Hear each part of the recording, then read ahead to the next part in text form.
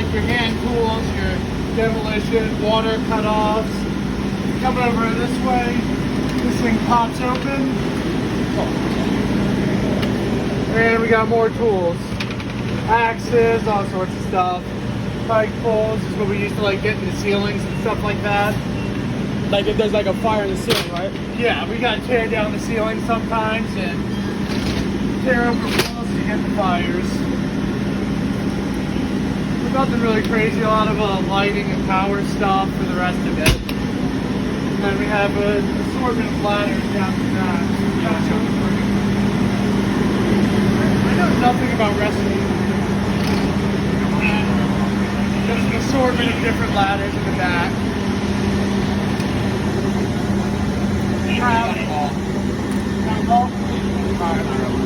Yeah, So they just got a call, so they're gonna be heading out. I can show you the engine for now. All right. I want to get a video of the response.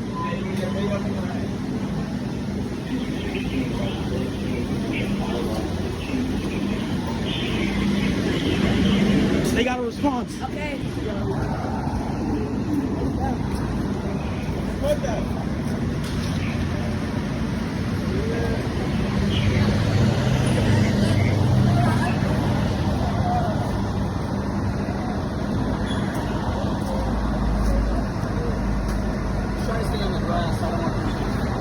I got it.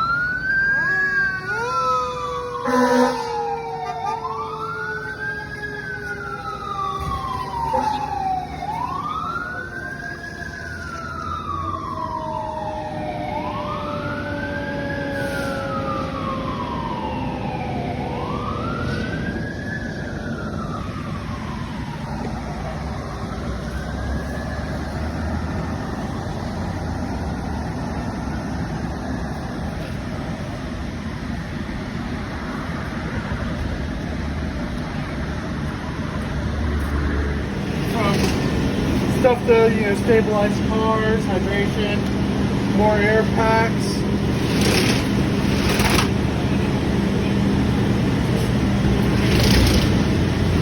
Got That's things like the Hearst tool, right? Yeah, like the Jaws of Life's cutters and spreaders.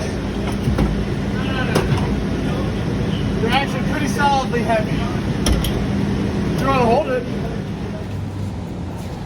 Start off with right at the front of the truck, we have our spreaders and cutters. This is what we would use if somebody was in a trap incident inside their car during an accident.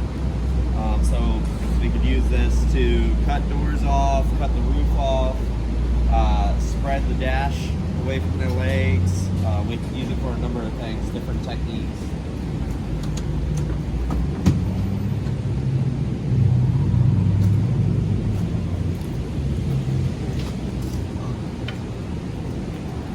Around here,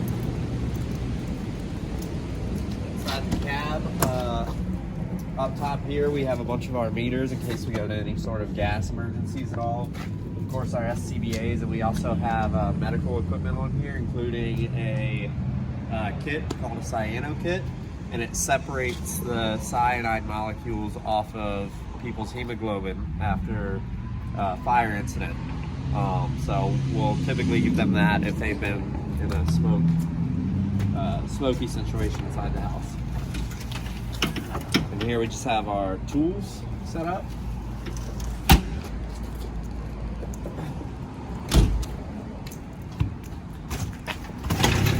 This is all of our rope equipment for any rope rescues that we would need to do, including harnesses and all of our hardware.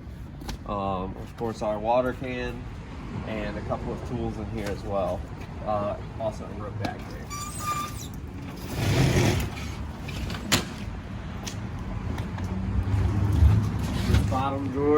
have step chocks, which we would use to stabilize a vehicle, and also some of the things that we use to stabilize an elevator car. If somebody's stuck in there, we're going to be making entry.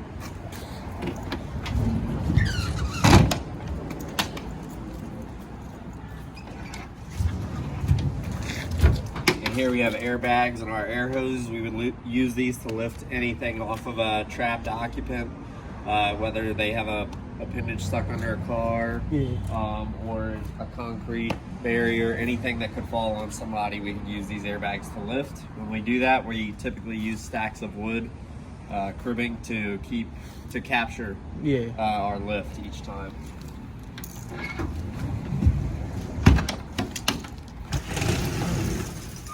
We got our saws. We have some T-spots in here and a couple other pieces that we would use for building collapse, just to stabilize the ceiling when we go in, or any joists or anything like that. Of course, all of our safety gear for if we're going to be doing woodwork, our chainsaw gear if we're going to be doing long-term cutting operations, and the airbag controller for the airbags.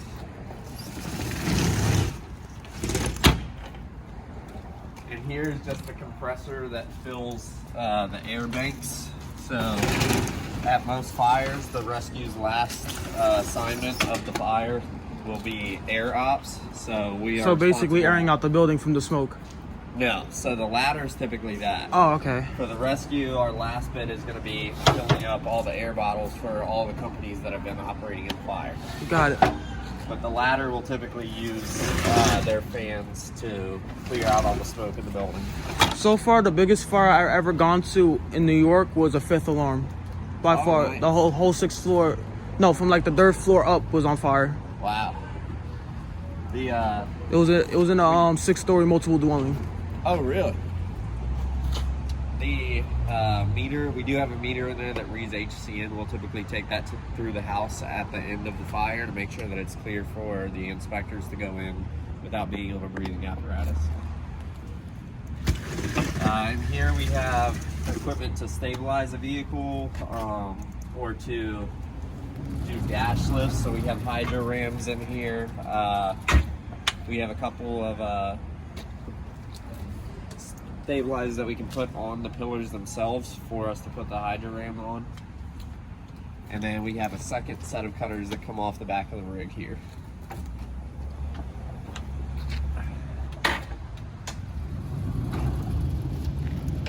This is our winch. This one is movable. We can put this on any of the hitch locations on the truck.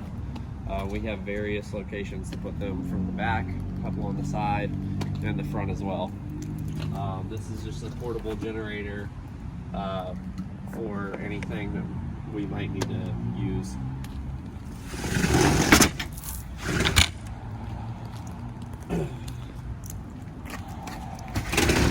This is all of our cribbing, what I was telling you we would use to capture our lifts whenever we're doing that. But what if it like comes to like a high angle rescue? So that would be all of our rope equipment that we have in there, as well as a Stokes basket I can show you on top in just a minute. This is all of our RIT equipment. We've got forcible entry tools in here, as well as a RIT bag for if we had a downed firefighter situation. This truck also, you can kind of see the pipe and the outlet on the bottom there. Also carries a bunch of oil dry in a big container up top there, and it has a chute that we can just fill buckets up down here at the bottom.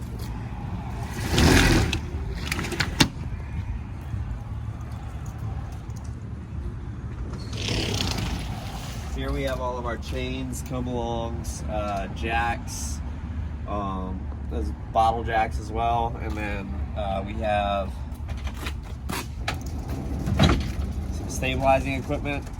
So we have our Arclight air shores, and then we have our dynamic and static jacks as well to stabilize the car for when we're doing same side opposing forces.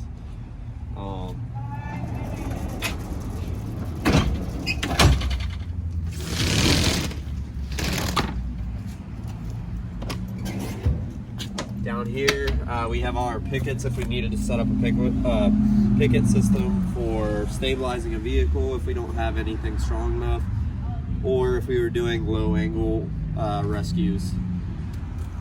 And then another set of step chocks and the ropes for our picket system. This is our operator's compartment, so you'll see all of his equipment in here. We have a mass amount of tools here, miscellaneous tools, air hammers, leak kits for hazmat leaks, and just We have a lot of those in New York, like a lot of gas explosions, a lot of gas leaks. There's always like a lot of the hazmat calls are mainly for like those ion batteries, electric bikes, Right. because the way the fire spreads, because the battery will explode. They're hard to put out too. Yeah, because the amount of I believe the battery fluid is what's flammable. So here we've got bolt cutters, another dimmer tool, and some pinch bars as well to use for prying, and also our spanner wrenches and hydrant wrench if for some reason we would need to be doing any help with the water operations. We already went over in the cab the last part on this particular truck.